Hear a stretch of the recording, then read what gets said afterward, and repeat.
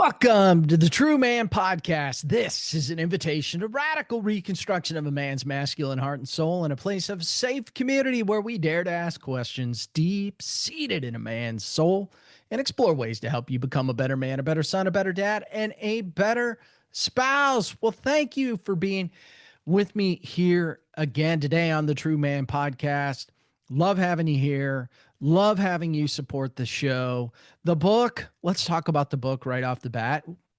The book, True Man, True Ways, a roadmap of discovery to the masculine heart. Hey, you could get your dad a late Father's Day gift. Sure. Just go out to my website, truemanlifecoaching.com. Go out to the book tab and you will find the book listed there. You can buy that thing straight from the website, get it sent right to your front door so you can begin working on yourself and learning about how to become true man. I thoroughly enjoyed writing that, and man, I may be working on some other stuff as well. That is future conversation for sure.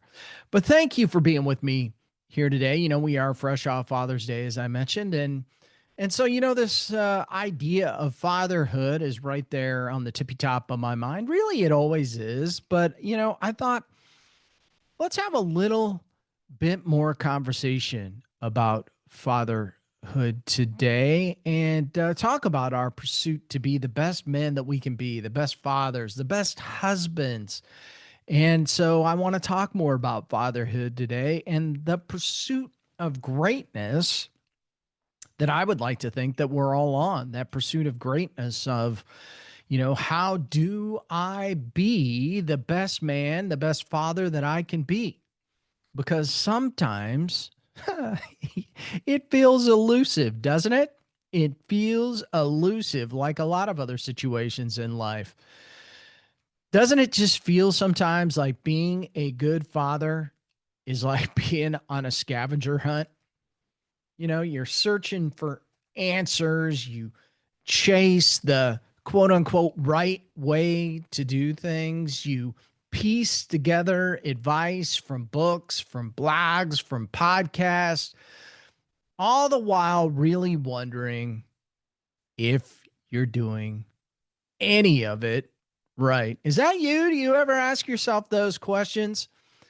You know, nobody hands you a playbook when you get married. No one gives you a manual when your child is born. You didn't walk out of the hospital holding a newborn in one hand and a detailed instruction guide in the other. In fact, when our first son was born, he was actually born on December 23rd, and I distinctly recall my wife and I sitting in the family room looking at each other after we got home from the hospital going, now what? Yeah, maybe you've experienced something similar. And unlike your car, you know, your kid doesn't come with a user manual.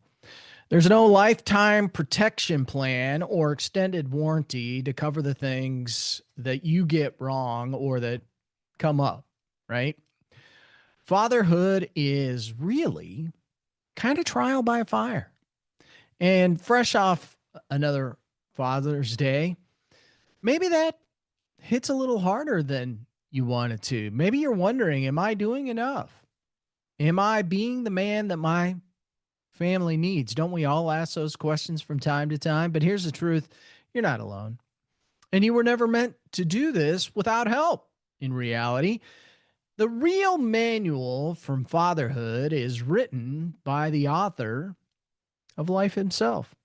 Your heavenly Father is your model, your guide, your covering, and, you know, Jesus Christ's walk on earth presents some pretty good example on how to father. Now, whether you're a first-time dad, a seasoned father, or of adult children, or a man who's still waiting on the call to fatherhood, you have a purpose. And God is still writing your fatherhood story.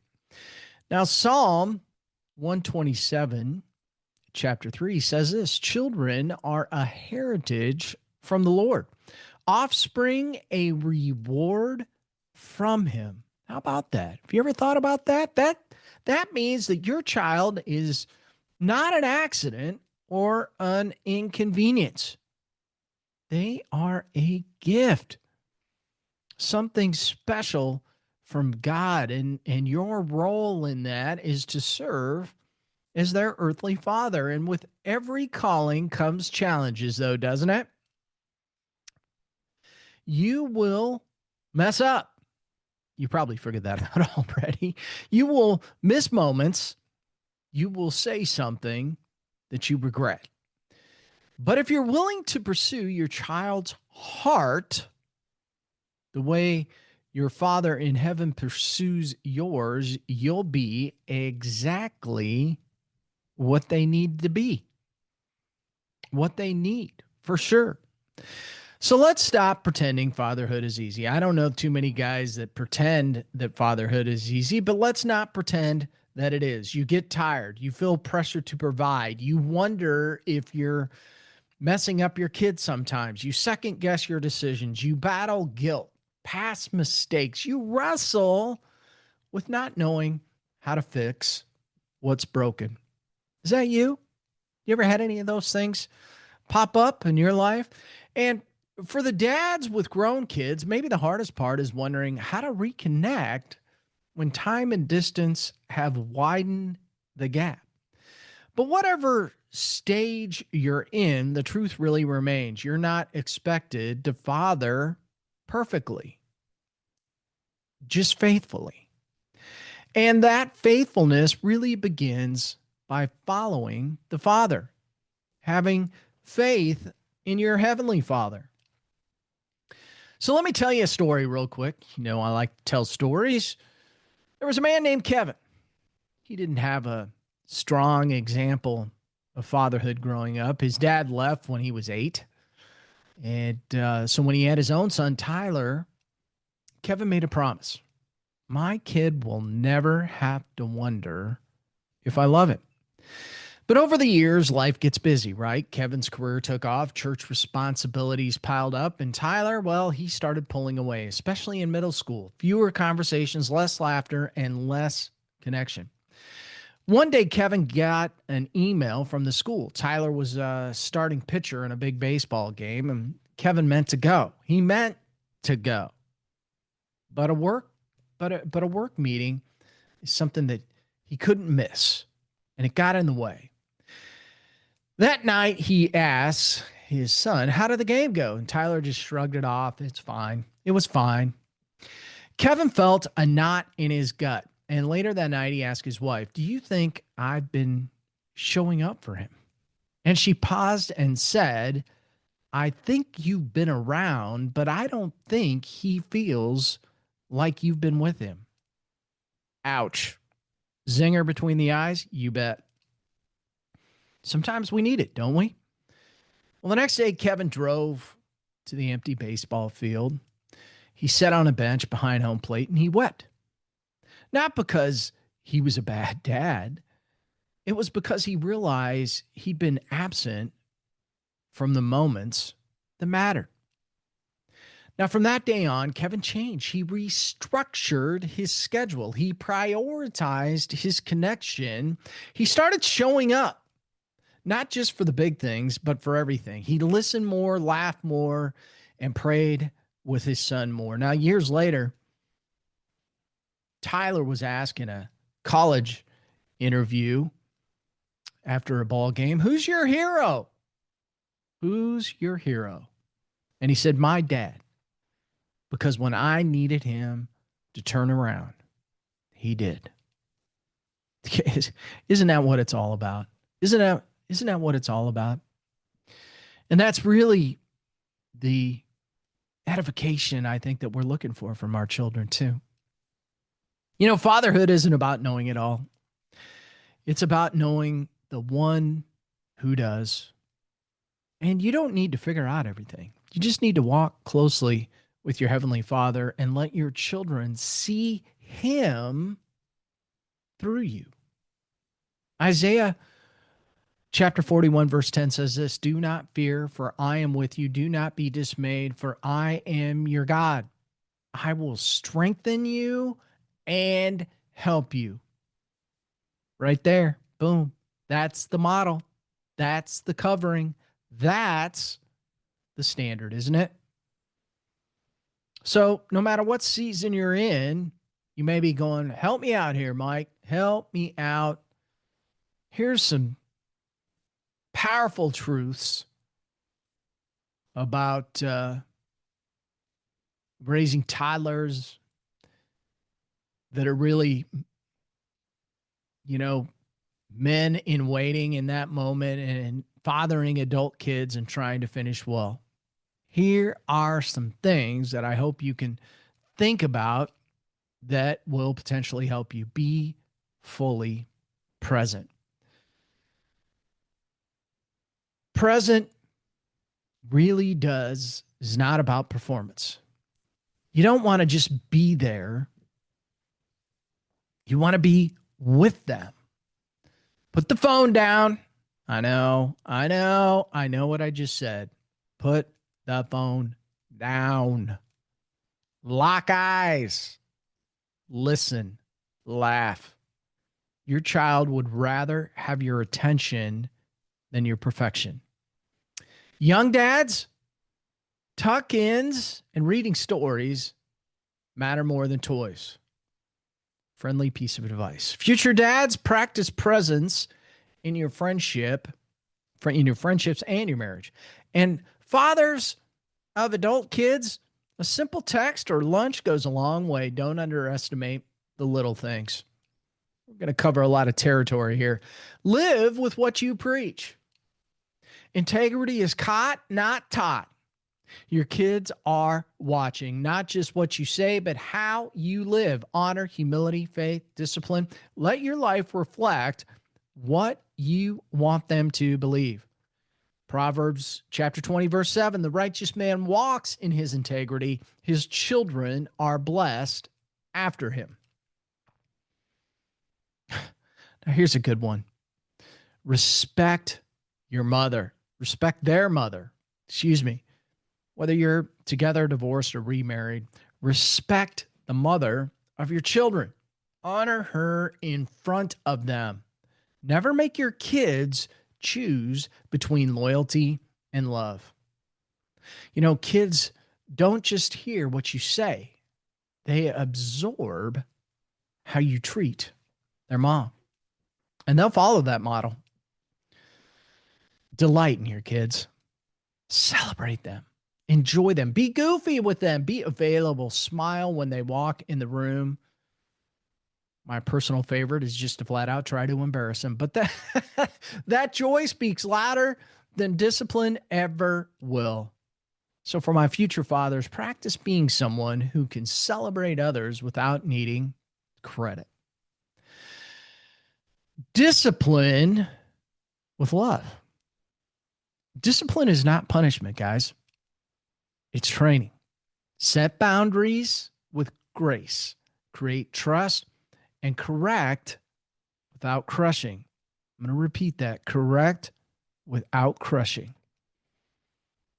In Hebrews chapter 12, verse 6 reminds us that the Lord disciplines those he loves, not to shame, but to shape.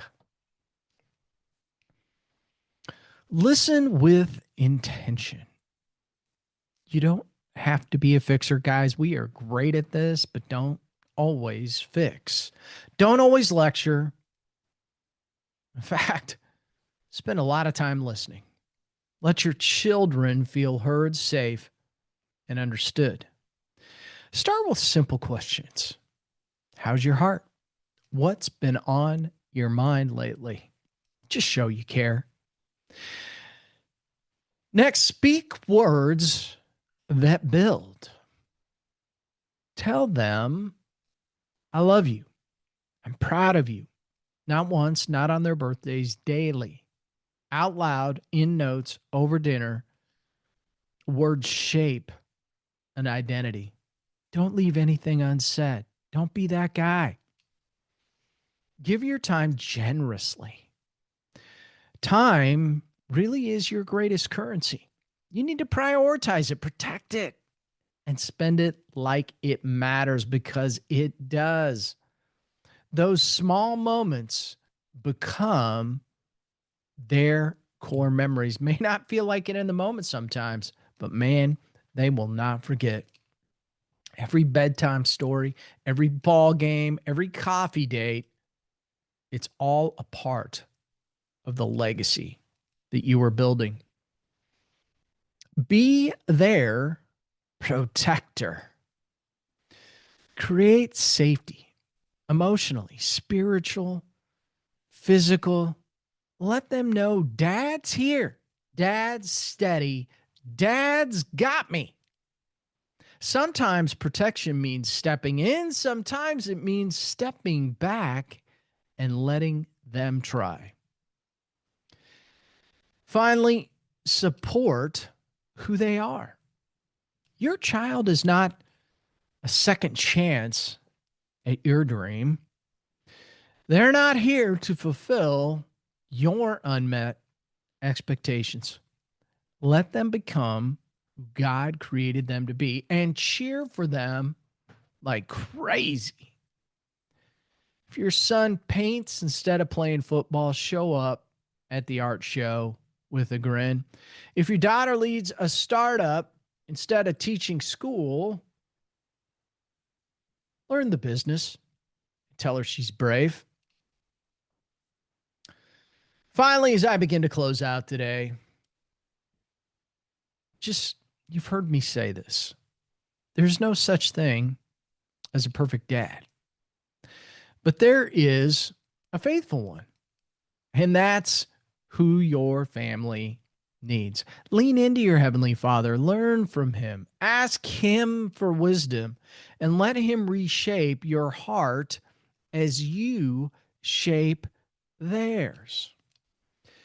Now, maybe you're in a good season. Maybe you're in a rebuilding one. Maybe you're just getting started.